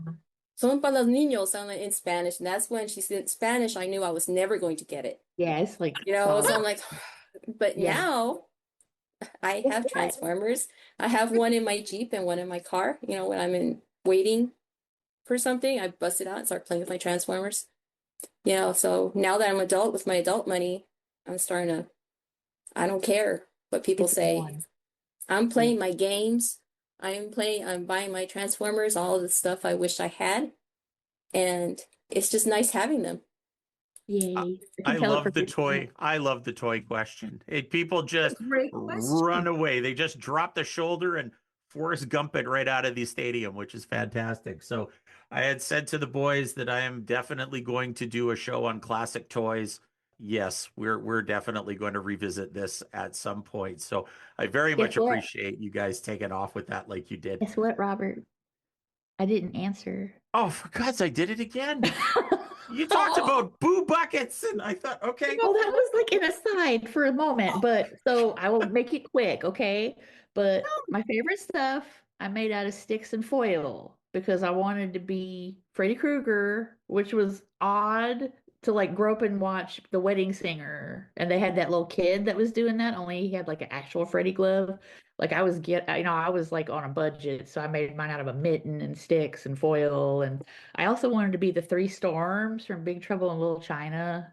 So I'd be in Oh, the that's and my favorite and probably only toy I have is my original Gizmo from when Gremlins first came out, and he still oh, squeaks. And I got that when I was like 5. And let's see, Kool-Aid points, and you can't do that on television fan club stuff. Those would be the other big ones. And Castle Grayskull. Okay, I'm Oh, done. Castle, yes. Loved He-Man. Loved and She-Ra. Those were fun. You had that in the States. You can't do that on television. That played in the It was States. on Nickelodeon, and Yes. Nice. they had a fan club. this is And I sent Captain away, I Crunch. got like packets of slime and oh God, what all was in there? It was like, I don't know, Barth's barf mix. Like all this it's like couldn't be more Gen X. All this nonsense. My Captain Crunch Awesome. Predator chest that Yeah. I ended up getting at an antique mall. Again, we're going back and rebuying all of our things. God knows what I Yes. fucking piece of shit, piece of plastic. But yeah, this Oh, was it's a Garbage Pail Kid cards. I forgot those. Those got all thrown out. But as Oh, far as garbage what you're talking pail. about, Gosh, that was, yeah. I yeah, you guys are remember that. Well, this kind of segues into the next question as to what is the most treasured object that you own currently? I have things from LeVay's house, and he gave me one of his cars, and in the glove compartment was a pair of his sunglasses. So that's Oh, a thing. Um, yeah. but what else? I have a Hermes typewriter that is the same one that Ho Chi Minh used to use. It's not Ho Chi Minh's typewriter, but I love typewriters. I collect typewriters, and that one in particular is just it's just the most beautiful machine ever, and I love it. And because I actually did make a list. Oh, and then I have some Nick Cave stuff that yeah, I'm sort of friends-ish with him, and so I wrote a book of my poetry and dreams. I did two originals of this book. I did it on my typewriter with carbon paper. So one thing is an original and one thing is a carbon, and then I did half and half. So each is half original and half carbon, and then there's images and stuff. And he has the one, and I have the other. And Oh, so what I like is unique objects. I call it a thing among things. And so if there's just one of it, then that's a cool thing for me. So that's my list. I know Thank you you. asked for one thing, but I can never pick No, no, one. no. I The more the love Nick merrier, Cave. that's for sure. I love Nick Cave. I have to say it again in case people didn't hear. He is marvelous. That's all I can say. Wow. Yeah. I have one treasured object. I collect a lot of rare books, hard to find books. Okay, that's my hobby. I know the fingers is like my husband is like he just Tell me stops more. asking. He's like, I'm like, I bought a book and he goes, do I want to know how much? I'm like, no, Oh, no, no, you don't want to. you But know what? I would give up everything if I could keep one object. That was my grandmother's brooch. It's a butterfly, and I'm pretty sure they're rhinestones, but it was hers. And she gave it to me. And it's the only thing I have left of her. I would totally, my house burned down. If only that one thing survived, I would be happy. And it's the one thing that is coveted by the rest of the family because they have no idea where it is. And Oh, they think it got lost. I don't know. I have I no haven't seen idea. it. I tell you, I don't know where it I don't is. know. You know, Yeah. so yeah, I am not telling them that I have this, Hope they and don't they can listen to try to this. find me. They can we try to won't tell find me and either. try to get it. I don't know, but Oh yeah, we yeah, had a burglary. Yeah. Oh, what Oh, I I'm thought it happened? happy was with over it. there. Yeah, the Yeah. things, the unique objects. It's funny, but that we're sentimental about what we're sentimental about, and then I personally am not sentimental about the things that normal people are sentimental about. My mom passed away. I got her engagement ring, and and very little else, and I took it to the pawn shop. Oh, yeah. I took it to my friend who's a jeweler. He looked at it and then he said, I don't know. And then about 6 months, he said, hang on to it. 6 months later, he called me and he said, come on in. I got something for you. Bring your mom's ring and everything else in your jewelry box to trade. And I'm like, I'm there. And I just traded it away and never thought it didn't bring her any good luck. So why would I want it? But Right. that's the thing, it's a diamond and it's in platinum, but the brooch that came from the dime store with rhinestones in it, that's priceless. That's It is. treasure. Yes.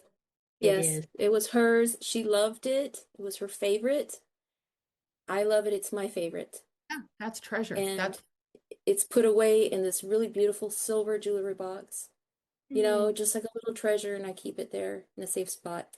And eventually one of my kids may get it. I'm not sure which one yet, but it's got to be the one that will keep it safe and have meaning because I do Yeah. wish it to be passed on. Just means a lot. Sarah? You wear it. Wear it.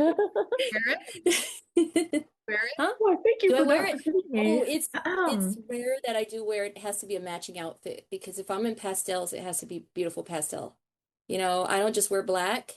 I wear tons of different colors. Sometimes I'm in, I don't know, my hair's a mess. shorts, ripped shirt, whatever. Other times I'm dressed in my power suit. Other times pastel, want to be a pretty princess today. It just Yeah, depends. But I will, but you can bet I'm always like, okay, it's still there. Oh, but they have versatility, it's mm-hmm. good I'm to have a saying range. Yes. Hmm. Um, I'd say my thing that like I would someone would be in big trouble. Dylan, my husband, writes me notes from our cats and like leaves them places. And that like every time I find one, I'm just like about to Laura Dern in, ugly cry in anything. Like like always looks like she was just born. She's I just know, just bored, like all um squished up and found one the other day and it was from Cooper, who y'all met at the beginning, and it just said thank you for my pink ball, Cooper. And this was from like 7 years ago. And I'm like, so definitely those. And runner up would be things like have this beautiful and just amazing friend. And I kind of helped her learn how to do enfleurage, which is a perfume process. And she sent me some of her first batch. And I collect the things like that, that the sort of people that I share that sort of intel with always know to just send me, like, because they're just awesome people. And her name is Ruth. Y'all might know her. But it's her first enfleurage is vanilla and jasmine from her garden. And I have it in my studio in the like this is one special shelf that's like four things like that. So I'd say those two things. You couldn't put a price on either of those things. oh you. Oh, you. Oh, well, Again, she I'm glad we're not on video here. yeah, We because got I'm Ruth. getting all weepy. Ruth is Laura Derning it down at the bottom of my I'm screen. Laura Derning. Yeah, Laura Dernan all over the I'm place. Laura Derning it up over here. Laura Yeah, Dernan.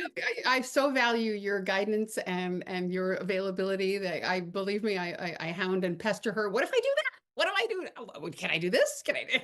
I want to Like, do this. I am learning, and she's an amazing teacher. And yeah, and that stuff is the shit. it I mean, is like there's no going back, is there? You're ruined. it's amazing. Well, next year I'm gonna. I mean, well, you can cut this part out, but next year I'm gonna do it with beef tallow instead of coconut oil Yeah. because it absorbs the fragrance so much better. It's gonna be Uh-huh. even, but it blew me away. I mean, even Yes. just to the jasmine, it was amazing. I have a hedge of night blooming jasmine.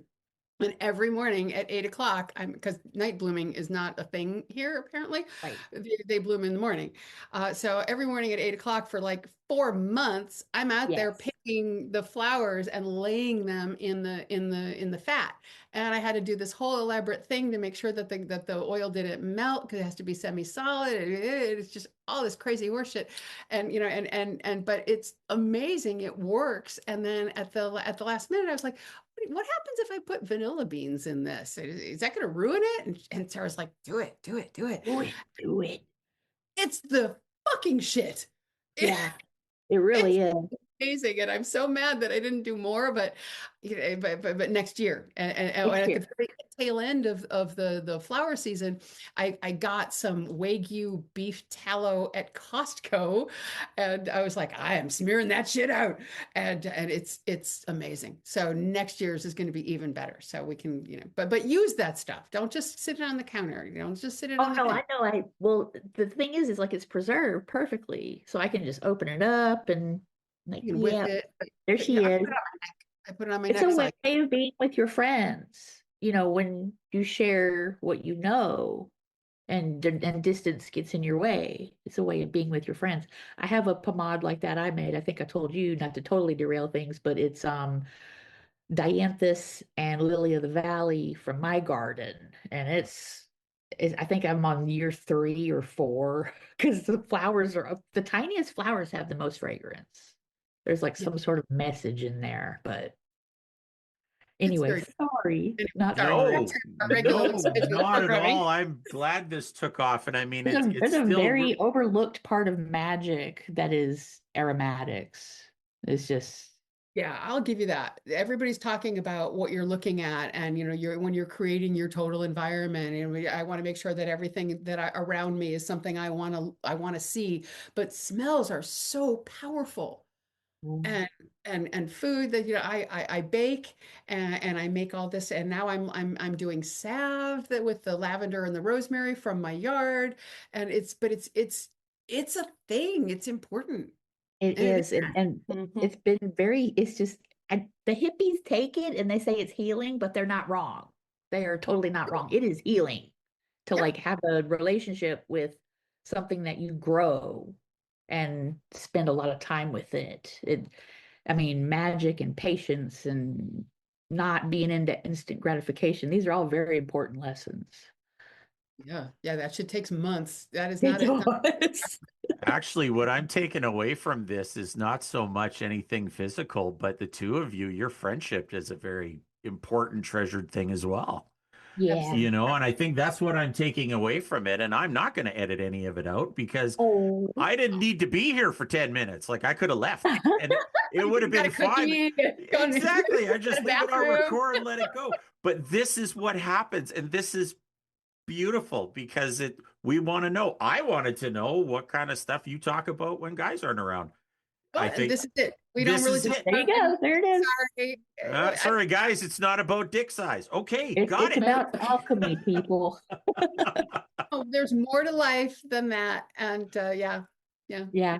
But I Well, love it. especially when something is very easy and readily available. Like if you can't go out and get all of your basic needs met, you need to do some heavy revisiting of different priorities.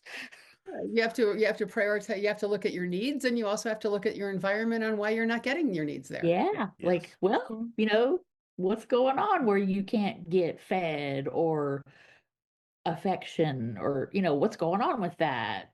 Yeah, and these young men today who are Oh, angry about everything, and they think the solution is to take away our right to vote and control our bodies. And dude, you're going in the wrong direction. You are never yeah, going to get laid. nope. Just makes it just Never. wall over. Yeah, all that women are property, and women shouldn't go to school, and all you need, and you don't get to decide if you have children or not. Fuck you. Yeah. Well, there's a whole thing, and my husband and I were talking about it recently, and it was sort of like how fear of female abandon manifests in the world, and like how much of it kind of boils down to that of, keep women shameful and afraid of their own pleasure because when you know how to what makes you feel good, you know that as a standard, as a default setting. So if you can make yourself feel amazing, I don't need you. he doesn't know how to do that. Yeah, That might, I don't know, be attracted. kind of a huge deal breaker. We And don't if need you. you're We want insecure you. about that, that's gonna, whoa, been there, not doing it again. Yeah, yeah. What drives us away is you. Yeah. Well, I'll try not to take that personally since I'm asking the questions. Well, I'm going to bring us back on track here for just one Thank second.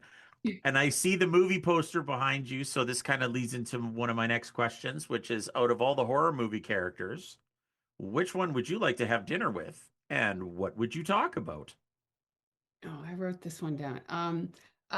Too bad Hannibal Lecter is ruined because I think that of all the horror movies, I mean, I'm not thinking about Nosferatu or Dracula because they're cool, but because you want to know what we're going to talk about. What do you talk about with Dracula? I mean, where are you from?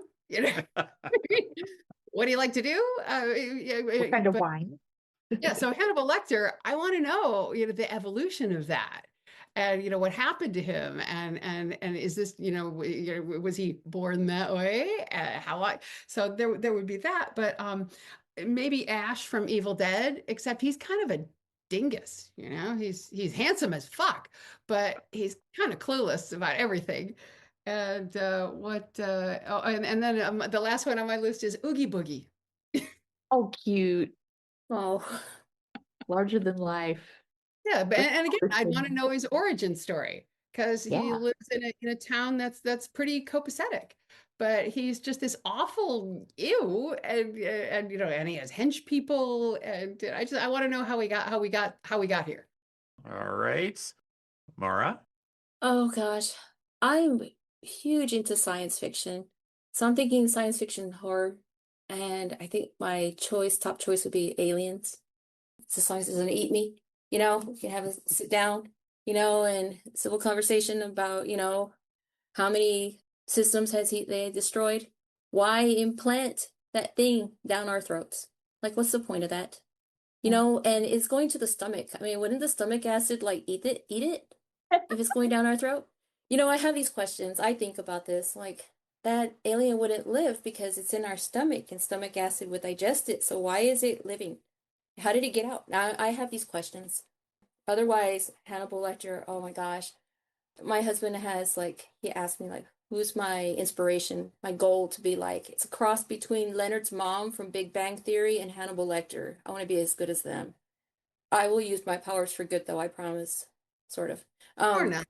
Or not. I don't know. But Depends on the I day. love it depends. Am I in a mood? I mean, would the person benefit from being meaner instead of nicer? Are they too nice? So there's always that perspective. So yeah, I think definitely number one would be aliens, and then it would be a tie between, with the Hannibal Lecter. And, I know it's not hard, but Leonard's mom, my gosh, if you're in Big Bang Theory, you understand. She's scary. Yeah. So I think that's my list right there. But I have a lot of complicated questions for the aliens. I really do. We're gonna have to, like the Queen and all that. Like, I got questions. All right. And Sarah, yourself? So I'm gonna go on a technicality and say, like, well, I bet he was a character, but he's not a horror character, but he's responsible for a lot of horror characters. I'd say Rod Serling. I would Oh, wow. love Oh, that's awesome. the Rod Serling, and I don't care what he talks about. He is Rod Serling. I am there for it. I am listening to the man. Absolutely. Wow. Yeah. Now, let's drag him back up from the dead because I'm Yeah, in. get back here. We need you, you Oh, swamp bastard. Yeah. Yeah. That voice too. And when you were talking about what turns you on, accents. Yeah. I Like my oh, the husband, voice. like I look Mhm. at my husband and I think of like growing up watching like Legend and Labyrinth, and I'm like, yeah, Billy Idol, like, oh, and here I am married Mm. to a guy, you know. My goodness. Okay. If you had to pick a satanic mascot, not Baphomet, who and what would you choose? And again, Robert Luthold is off limits because he already nominated himself. So anybody but Robert is good. Interesting you bring up Robert because I listened to the guy's podcast, and Robert stole my mascot. Bugs Bunny? It's Bugs Bunny. Bugs Bunny. I've been saying that Bugs Bunny is my spirit animal for many, many, many years. So I'm still angry with Robert for stealing my mascot. And I texted him during the thing when I was listening to it. I was like, "God damn you! You know, you stole my mascot." But yeah, Bugs Bunny. I mean, you cannot top Bugs Bunny, except possibly Pee Wee Herman. And Mara, how about you for a mascot? I've never really thought about it. And I've been thinking about it ever since you sent this questions on the email, like, what is a mascot? I mean, there's a lot of characters I like, and I'll say Bugs Bunny's one of them too. That's hard for me to pick, honestly. It's a hard question. I've never really thought about it. And I was getting all serious with my husband. Well, I have a tattoo of Quetzalcoatl, but dragons, I like dragons and stuff. I'm like, maybe that. But I just like Looney Tunes in general. A lot of the characters are just so themselves, like Speedy Gonzales, doing his own little thing. Just not a care in the world. Bugs Bunny, just not a care in the world, doing his little thing. Doesn't really care what Daffy says or anything. So, this, I really don't have one really that I've chosen overall. Okay. It's hard for me to think about. All right. And we'll move Yeah, to Sarah. Robert Luther. Robert Luther. Robert Oh no, Luthold. we're not gonna give him that much more. Oh, No. we'll have to wheel him through every door sideways. Don't do this anymore. Don't do that. No. Sorry, Sarah, we'll come to you last. I don't want to miss you. I would say mine is double-sided, and it's kind of like they're both complex, but they're both very me. And one side is Magatu from Zoolander. That's one side. That's the designer. That is the, Bravo. and the other Yes. side is Dalton from Roadhouse. It, Oh. it all depends, it's time, you can be nice until it's time to not be nice, and you are the bouncer, I'm the cooler. So those are kind of like the two hunks of who I am, I think, that I think are sort of iconic and archetypal enough to like serve the same purpose as a Baphomet. It'd be Magatu and Dalton. I love the Mugatu. That is, can you picture that on a medallion around your I neck? can. And How he have to awesome have a would that be? lolly. You have to have like the lolly, like that. Happy. Yeah. Ruby Rod from Fifth Element too. Oh Oh, yes. Like yes. interviewer with the crazy hair and Yes. Yes. Are I we mean, green? Green, super And green. I can't not think of Magatu and not think of Joe Netherworld, because he would always say he was Magatu and I was Katinka. Like you and your Kmarts, like that was our thing, was, he was Magatu, so like someone threw an egg. Oh, and if All love to Joe Netherworld. I know. I think that's where I first like saw you in Zoom thingies, was the stuff Yeah, I think so. with him. And I have the template that he used to design the front door of his house. He gave it to me because I was there when he made it. And so it's like Medusa's gone, he's gone, the house is gone, but I have the template, and I'm working on a perfume that's actually from the ruins of the house. We went on a trip there, and I, collected soil. I found this piece of glass. I collected the soil from the pet cemetery part. And so I'm extracting the fragrance of that, and that's going to be the base. And I'm going to make an enfleurage of like hell notes, and all the stuff he loved, and like try to work in celery soda, all Yes. these Joe-isms. And someday when that's perfected, everybody I knew was really good friends with him that I also like will get some. Right. Well, those are two very different things. Yes, yes. Well, You it's are I like how you added that. Only if I like them. Yes. That's Yes. just being honest. life is a matter of Uh-huh. choice. We get to Yes. make more choices than we are allowing ourselves ever to believe. And yes, it's all about choice. you Mhm. guys are great segues because I don't even need to work hard here, which is really nice because we're talking about other Satanists now. And what the question came up was, what annoys you most about other Satanists? Oh, Wait. do y'all Oh really boy, want everybody's got a me to answer list. I can that? just tell. I mean, that's the one that I wrote the most for, but I don't know if I should read it, Yes, you honestly. should. Yes, Read you it. You absolutely should. do it right now. Um, okay. Jeez, how many pages is that? I was wondering. A lot. A lot. Well, I've been in this thing not as long as Dear Ruth, but a minute, like 22 years almost. And so, okay.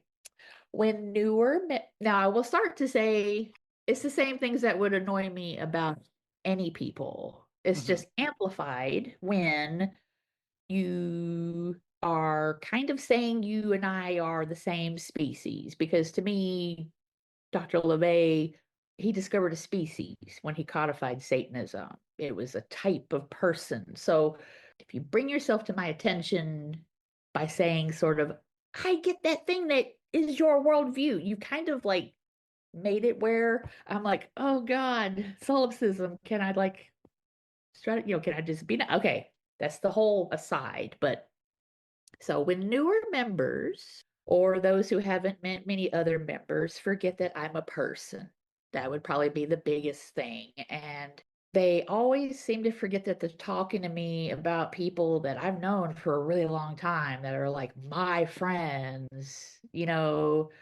and just and when they say things of like projecting what they want as far as like signs of validation of worth finally, like getting a priesthood or something. It's like you're sitting here talking at me when I have that. A lot of people I know and love have that. Like it's just because you want it. You should just have it. You don't know how ridiculous you sound. And I kind of said a little bit about this earlier of, if they see it only as self-help, when that's in the long run, there are easier things you could do than this is a pretty brutal reality type religion. Like I can't think of anything more that way than this. And if you think joining and being online all the time and typing about the herd while collecting every mass-produced trinket is what it takes to be impressive, you might be disappointed with how I react to you. Oh my Um, douchebag. and like I said before, Satanism is the religion of productive dissatisfaction. It is an understanding of power, even when we are without it, especially when we are without it. So I'd say all of that. And then I'd tell myself, like, well, there's a block button. I have a very long block list. Yeah, I mean, I can't disagree with anything that you've said. What amazes me about people when they're elevated to the levels that you are, you're speaking on behalf because you've earned that right. You know what I mean? And Yeah. it's very much evident in the way that any member of the priesthood really conducts themselves or the way that they speak publicly. You're there for a reason. Well, So I have to agree with you 100%. If you're joining this to become elevated, you're kind of in it for well, the wrong reasons. You got to get out there and produce. I agree with you 100%, and especially the being online part and writing about the herd. Oh my goodness. being a Satanist, and I don't want this to sound like it's anything where I don't love being a Satanist and I don't love the Satanists that I know and love, but it should kind of be the least interesting thing about you. You know, See, it I because hate like when how often do we talk about Satanism? Never. you ever, know. because we are Satanism. We live Yeah. Satanism. That's yeah. I hate that, and I have had friends who they'll introduce me to a new person, and they'll say, Ruth's a Satanist. I'm like, shut the fuck up. Yeah. I That's don't so need limiting. to. Like they're either not going to get it or they're going to waste my time Yeah, it's none of or your both. business. Yeah, But I've had so many people over the years that met me some kind of way, and all they can do is talk at me about when they're a priest, what they're gonna do. And I'm like, you do know that's never gonna happen. Yeah, that's Ever. never happening. Yeah, it's not if I collect enough box tops, I'm gonna get, I'm gonna be a priest or a priestess, and then if I Yeah. collect more, yeah, that's not how this shit works. Oh, it's not at People ask all. And dumb questions about the organization all the time, and I'm very patient with them, but I also don't, I don't give. yeah, and if people have taken the time to try to educate themselves, I am more than happy to answer their questions, but I know immediately if they have or not. Yeah, well, Yes. I'll tell them to go to the website and look at the 9 satanic statements. That's all I want you to do is look at the 9 satanic statements. And there was no website when I started, but Yeah, now there it is. But there it is. just look at the 9. If you and oh no, I want to ask you questions now. If you can't bother to Do read that. 9 sentences, I'm not interested in talking to you. Yeah. Why on earth would I be? Yeah, why would I want Like, to? Because this is, yeah, I used to work at Hustler.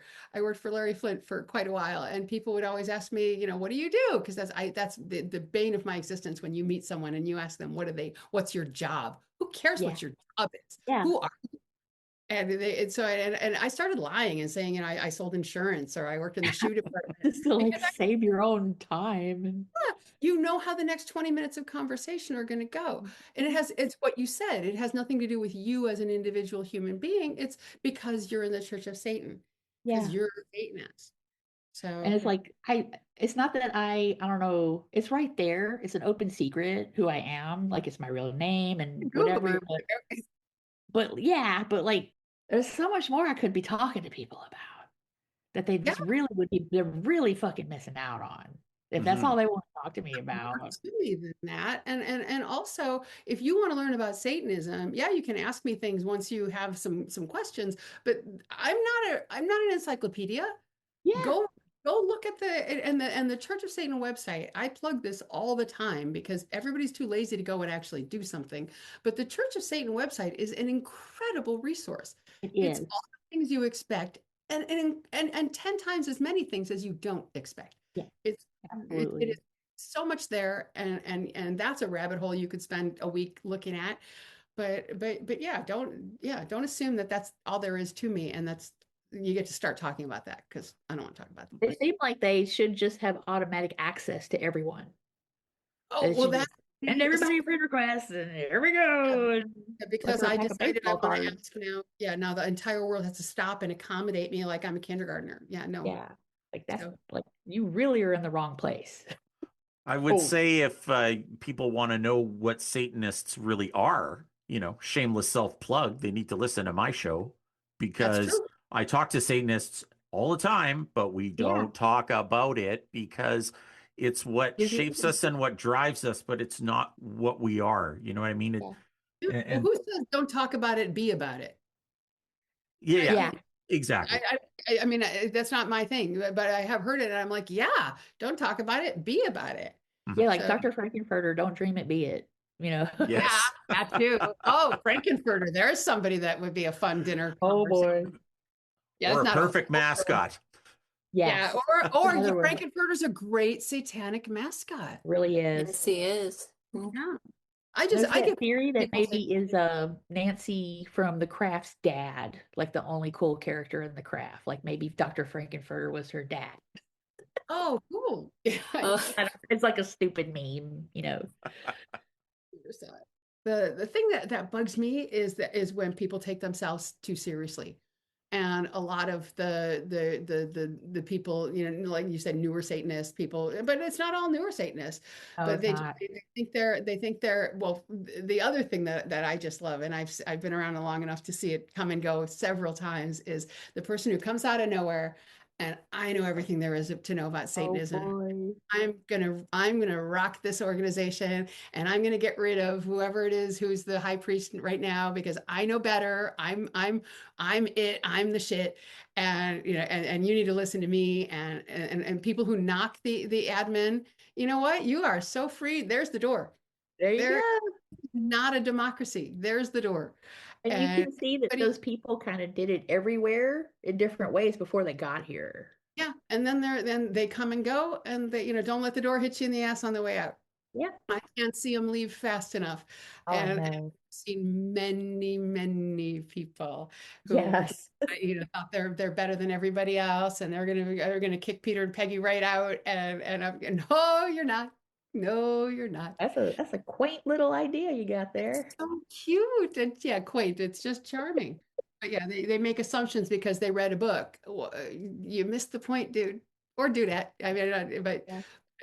yeah, when they're point missers and loud and arrogant and they think that because they're in this group of outcasts that they Oh, can I behave know. badly.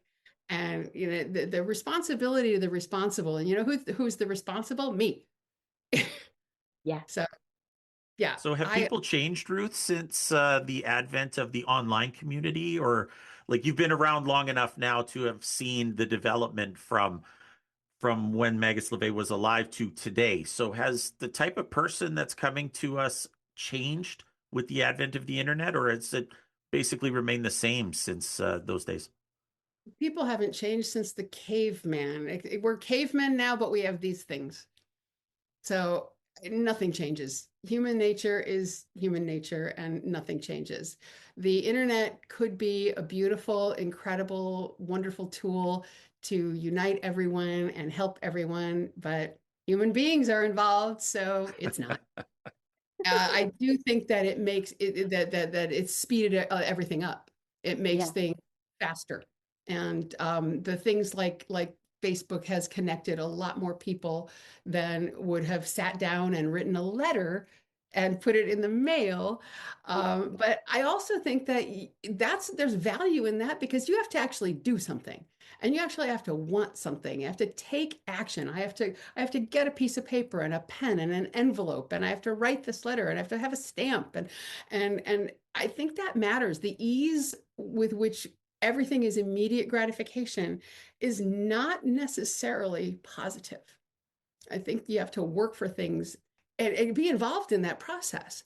If I can just go to a website and get everything I need, then okay, that's brilliant. That's wonderful. Like I said about the Church of Satan website, if I have a thirst for knowledge, there it is. There's never been a better time to be alive. The entirety of everything we know is pretty much right here in our devices. But the downside is there's no humanity to this. There's no in-person thing. And I do wish that this were a video because it's so much more personal than just listening to our voices. We've lost the humanity. We've lost the ability to interact with each other as human beings. And as human beings, what we were saying about the olfactory and about the electrical impulses that we exchange when we're physically present with each other, it's gone. Yeah. It's not coming back. And it terrifies me, to be honest. I miss it. I miss human being. Because of the casual nature of social media, that like you can really see who someone is very easily because it's so casual. Yeah. You know? You brought up the instant access to people, and I'm actually doing another episode with my daughter who's in university about parasocial relationships and about assuming that we're friends with people on the internet because we talk to them online. It's going to be a really interesting episode. She wrote a paper on it, so I'm excited. So it is that parasocial relationship, that familiarity, that familiarity breeds contempt. And it seems to be so prevalent in the online communities, not just our own, but in all of them. The access is instant and it's there, and they feel like you owe them something. That's it. It's that access is never denied. It should never be denied. And I for better or worse, I won't look at Facebook. I just won't. I would say I'm sorry, but I'm not sorry. I just can't. I have to self-preservation. I think Facebook is repulsive. And I'm sure there's plenty of wonderful people in our groups. There are several different groups in Facebook. I can't bring myself to interact with it. And it's horrible. I don't have that kind of time. I just don't. Yeah, I agree. I have to like have a lot of controls in place to deal with Facebook the bit I do, and just like run in like, okay, here's a cat, here's a thing, here, okay, bye, and then like run away. That's it. Well, I'm done posting content there. I have said when it started that I am not an unpaid content creator. I have no interest in being an unpaid content creator. And anything that you get for free, you're the product. Instead of making Zuckerberg any richer. Very wise words. Yeah. All right. Mara? Good fences make good neighbors. Yes. Have your boundaries. Yep. Have your boundaries. So Mara, what annoys you? Sarah and Ruth covered quite a lot right there. And I thought you were going to say Sarah and Ruth annoyed you. Okay, never mind. No, they covered a lot. No, and it's interesting listening. I know I've been quiet, but I'm a listener, and I've really been practicing to listen to people and what they say and how they say it. So if I'm too quiet, that's what I'm doing, just paying attention. But I think that's what's lacking also on social media and other Satanists that I've come into contact with, is that they're not listening and paying attention. They come in just hard and they want to impress and show off and buy everything. And, look at me and the collection, the Frank collections, and they're coming in too strong. And I think my best advice is to soften up. You're talking to people. We're all people. And I would say, instead of trying to buy everything and leave yourself broke, or taking out loans to cover your bills because you're buying so much to fit in, to think you're fit in, you're not fitting in. You're doing the opposite. If you look at it, that's not good for you. It's not healthy to try to live up and like catch up on Facebook and see what everyone's doing. Oh, I gotta do this. I gotta do this better. No, don't. Travel your own pace, because honestly, no one's going to care. Yeah. No one cares in the end. My husband is a firm believer, no Facebook. He does not use social media. He has an Instagram if you ever friend him on there. you'll see there's a picture of my daughter because she took the phone away and she like, haha, that's it. Yeah. We use it to send each other reels and laugh. You know, if the texting thing is bad, we get on one of those to message each other. That's it. I'm on social media for the fun, not for the drama. Don't bring me in. I'm not going to argue with you online because I think arguing online is horrible. You're going to read it in your own emotional state, not in theirs. You know, you're not going to see it from that perspective. You don't hear that voice. You don't see the emotions on the face. You're missing all that. You're just reading the words and you assume that's what they're talking about. And I've seen some friendships completely like block each other and they're done because of this. Mhm. And I'm like, if you're not feeling in the good mood when you're going to interact with people, put your phone away. Go do something else. Come back when you're in a better mood. And I think one of the other things I've seen that really kind of annoys me is when you're using other Satanists as tools for your own vices, whatever they are, you know, to prove a point, to put down a certain situation. Why don't you look inside yourself and find your own personal experience to speak from? Why are you using other people's personalities or what they do or who they vote for? Why are you doing that? Like, use your own. You have your own mind. You have your own thoughts. Write on that. There's no need to go attacking each other for anything. You don't have to like each other. That's fine. But do you really have to use other people and weaponize them for your own gains? I don't like that. That's always bothered me because I've always seen it throughout my life, not just in Satanists, you know, and just people in general. They have to talk bad about someone to make themselves feel better. I don't like that. You know, I've had it done to me, you know, where they talk bad about me to make themselves feel better. I'm like, okay, you feel better? No, probably not. So figure out what's causing it. Yeah. Yeah, That's the unsatanic behavior. You know, this very is a much. people who've decided to seek our own company because we have different behaviors. We have different values about these behaviors. And then when we see that unsatanic behavior that you're talking about, that it just grosses us out. And we think, well, that shouldn't be in our organization. Well, you know, that goes back to what I said about, oh, are there human beings? But human beings are annoying because Yep. we insist on being human beings. We suck at a lot of things. We're Mhm. dumb and we don't learn lessons. And when we are confronted by our errors and our misinformation, we get defensive and we deflect and project that you know every admission, every accusation is an admission, is a confession. You know, it's sad that in an organization that's structured to sift out that shit, we still have it. But we do because human beings, you know, we all fuck up. But yeah, the idea that somebody's going to use another Satanist or shit, come and shit talk another Satanist, I hate gossip. People who know me know I don't want gossip. Oh, I need to tell you what. No, no, you don't. I don't want to Yep. know. Gossip I is, don't understand how that's going to help me. I was like, okay, so I know that now. It's, yeah, now I know oh, something that's whatever. embarrassing or intimidating or incriminating about somebody. That's none of my fucking business. Yep. Mm-hmm. You look like a big hero because you gave me this juicy piece of dirt. It just makes you look like a piece of dirt. Yeah. I'm glad It's you said not, what. it's not getting what they want. I don't think they're going to get what they're desiring from it. It's not working that way. I just think of them less. And I don't like thinking less of people. You know, I try to see the good side, you know, basically because of what I'm trying to study. I'm really working hard on that to understand and get that perspective on people. And that's another thing, the lack of perspective. To see it, it's this way, it's not any other way. No idea why people did what they did or anything. It's just they see that and they're going to judge it, and that's the end of it. And that's something I've also been working on for myself. And I have to for what I want to do. Because, like I said, I want to work with like domestic violence victims, not just the women, but the men. Yeah. And to really work on that it can happen. And it has been happening. It's just been such a silent thing. So I've been really trying to open my mind to really see the entire picture. And when I see that, I think it's kind of been growing on me lately, how little I see. Like so many just snap judgments on people and wanting to just put them down.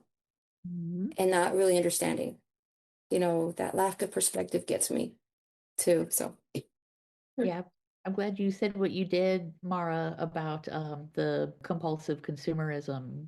And I just mm-hmm. would like to take a moment to say, if you buy things, for many of us that happen to be COS members, we don't compare lists of like, okay, they bought from me, they bought from you, they bought from, and then like, guess what? You're leveling up. Like it doesn't work that way. Where, maybe 5% of our customers are Satanists.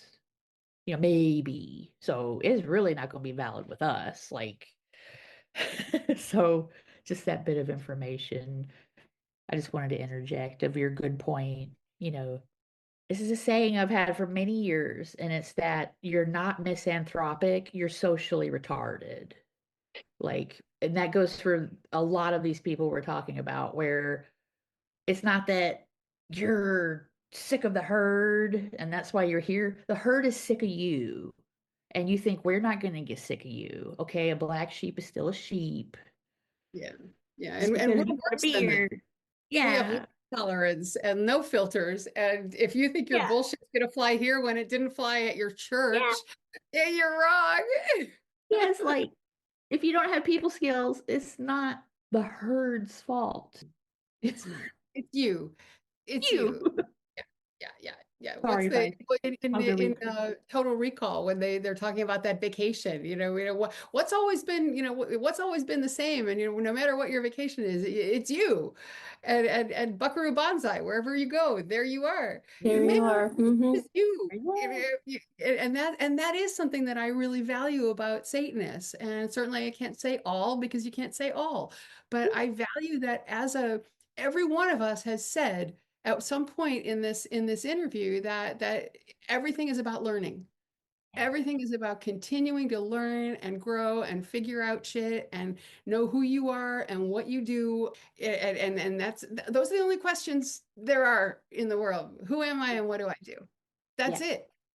And the people that I have met through the Church of Satan are better at having that conversation because they're actually willing to sit down and have it. Most people want to talk about movies or the iPhone or what's on Instagram or politics. Yeah. Fuck politics. I Yeah. am done. It's I like mean, talking about the weather, yeah, Like, life is too short to have small talk, and yeah, I'm not talk interested. big or shut up. Conversation Yeah. Yeah. with the cat. But yeah, I want to have an authentic conversation that I can only have with you. When I'm Mhm. with you, I want to have the only conversation, the conversation I can only have with you. Yeah. I demand it. I do demand it. Yeah. Well, I feel like we've had this conversation definitely over the course of this show. And ladies, I can't thank you enough for doing this. Thank you for stepping forward. Thank you for volunteering. Thank you for answering the same questions as the guys. Thank you for putting me in my place more than once. I'm sure my wife will Oh, absolutely love this one. We Uh, never put you in your place. Have I told No. you about my zero tolerance policy for self-deprecation? no, you have not. Yeah, I have a zero tolerance policy, and several times during the course of this discussion, you have said things that weren't kind to yourself, and I'm going to ask you to please stop doing that. All right, I will do that. I will edit them out as well. Just No, don't do any editing. But yeah, I invite everyone to like I said earlier, show yourself the kind of grace and compassion that you would show someone else. Because Thank you. I we will. aren't we spend trained to. more time talking to ourselves than we do anyone else. There's a great book by Dr. Albert Ellis called A Guide to Rational Living, and he's the founder of Rational Emotive Therapy. And as simple as the idea is, it's a really good one. Just talk to yourself nice. Yeah, be sweet. Mhm. Be nice to Fantastic. yourself. There's no reason for you not to. Do you think the people that should be hard on themselves ever are? No, they are not. That's a They're great point. not. Without fail, Well, just look ever. at all the wonderful people in your life and don't question their taste. They have excellent taste. Touche. Touche. All right. Well, I believe I have kept all of you ladies long enough. This interview went well over 2 hours, which is fantastic. Thank you I so wonder much if for you doing this. No, no, flew no. by. It is absolutely wonderful. I very, very much appreciate it. I would be happy to have any of you back anytime. Sarah, this is your second time. I hope to see you again. Love to come back. Definitely. What a pleasure. Absolutely. Thank you so much again for being here. And until the next time that we get to speak again, hail Satan. Hail Satan.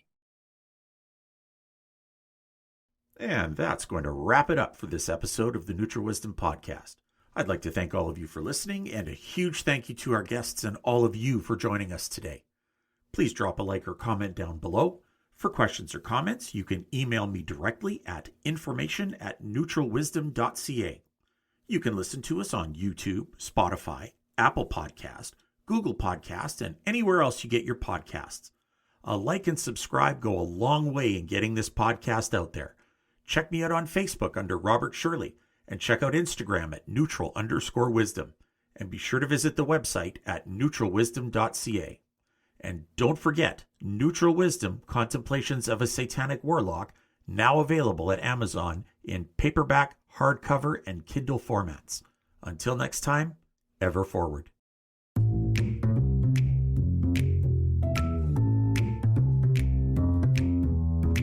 You have been listening to the Neutral Wisdom Podcast. For more information, email us at information@neutralwisdom.ca, Facebook under Robert Shirley, or Instagram at neutral_wisdom. Also, check out our website at neutralwisdom.ca. Program copyrighted 2026, Devilish Gentleman Enterprises.